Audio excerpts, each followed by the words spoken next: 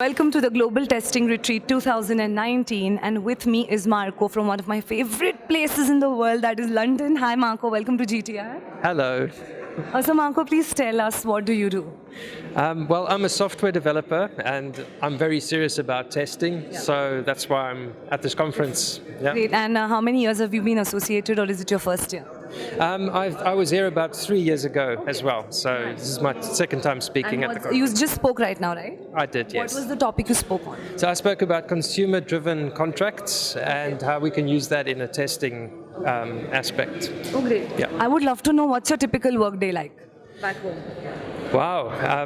I typically travel into London every day, so I live about half an hour outside of London. I travel in and then I work with one of my clients, and I spend the day writing software for them, delivering features and just enjoying what I do. What are your work timings like usually? Normally from about, say, 9 o'clock till about 5:30. Okay. Yeah. Great. And what are the challenges that you feel in this field? I suppose it's always getting people to collaborate, getting people from different disciplines to come together and to actually help them communicate properly and work together.